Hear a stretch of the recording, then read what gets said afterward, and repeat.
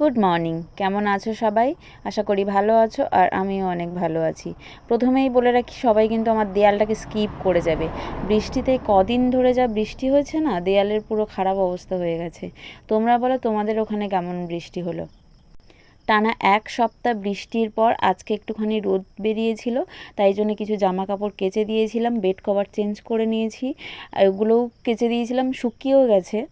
তাই আজকে নতুন বেড কভার দিয়ে ঘরটাকে একটুখানি ঠিকঠাক মানুষের মতো করার চেষ্টা করছি। অনেক দিন হয়ে গেছে কোনো বড় ভিডিও দেওয়া হয় না, তাই ভাবলাম তোমাদের সঙ্গে একটা ভিডিও শেয়ার করি। যেমন ভাবা তেমন কাজ। তোমরা আমাকে দেখে হয়তো বুঝতেই পারছো যে আমি খানিক অসুস্থ, তবুও অনেক দিন হয়ে গেছে, তো সেই ভাবলাম যে বসে বসে তো সেই জামা কাপড়ই ভাঁজ করবো, তো একটুখানি একটা ভিডিও করাই যাক। তোমরা বলো, তোমাদের ওখানে কেমন বৃষ্টি হলো, আর বৃষ্টিতে তোমরা সবাই কেমন এনজয় করলে নাকি ভেসে গেলে?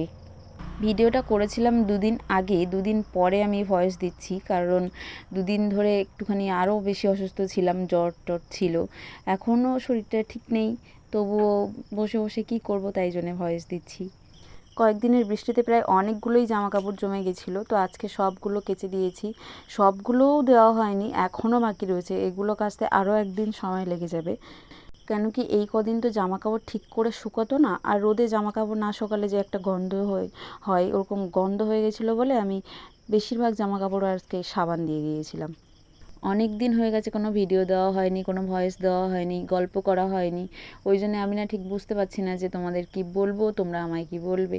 তো বলো, আজকে তো রবিবারের সকাল, তোমাদের সারাদিনের প্ল্যান কি? আজকে রবিবারের প্ল্যান কি? আমার কোনো প্ল্যান নেই, কারণ প্ল্যান করলে সেটা কখনো হয়ে ওঠে না। আমার তো কখনোই হয়ে ওঠে না। ওই জন্য আমার যেটা হয় সেটা দুমদাম যদি হয়ে যায় ভালো, না হয় তো ওটা আর হবেই না।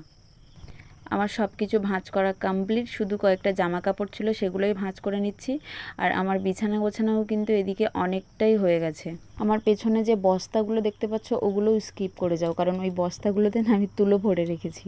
মানুষ যখন গৃহিণী হয়ে যায় না, তখন তাদের কত কী যে দরকার হয়, সেটা আমি এখন এসে বুঝতে পারছি।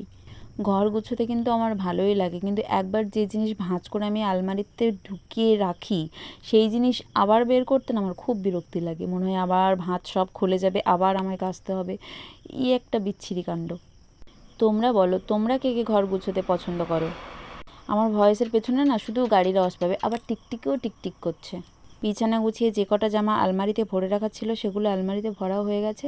আর এদিকে রেগুলার ইউজের যেগুলো থাকে, সেগুলো আমার আলনায় গোছানো হয়ে যাচ্ছে। এই বেড কভারটা কেচে দেওয়া হয়নি, এগুলো আবার কালকে কাচতে হবে। বললাম না, এত জমে গেছে যে একদিনে হবে না, 2-3 দিন লেগে যাবে। এই যে শাড়িগুলো দেখছো না, এগুলোর গল্প তোমাদেরকে একদিন বলবো। আজকে ভেবেছিলাম দেখাবো, কিন্তু যা কারেন্ট চলে গেল। তাই জন্য আজকের ভিডিওটা এই পর্যন্তই, টাটা।